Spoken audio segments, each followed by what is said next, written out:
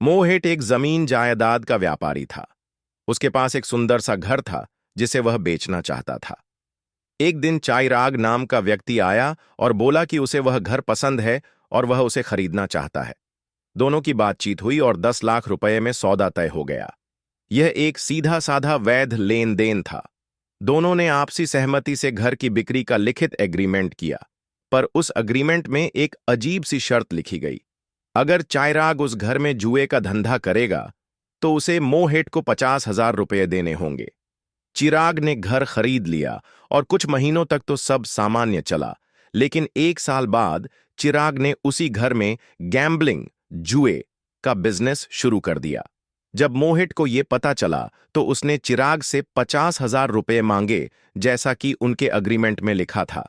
चिराग ने पैसा देने से इनकार कर दिया।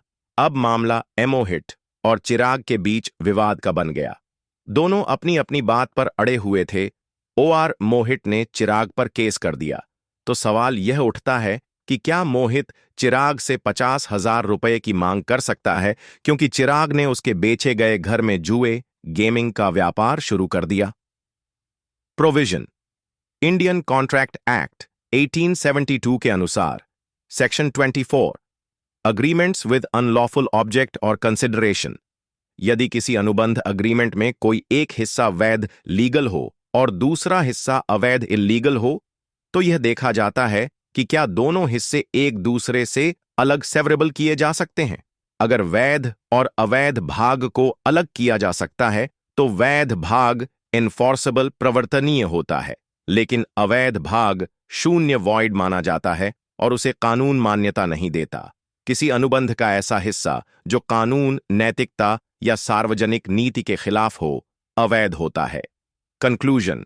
निष्कर्ष। घर की बिक्री 10 लाख रुपए में एक वैध वैलिड अग्रीमेंट है और इसे एनफोर्स किया जा सकता है, लेकिन 50,000 रुपये जुए के लिए देने की शर्त एक अवैध इलीगल शर्त है, क्योंकि जुए को बढ़ावा देना कानूनन गलत है।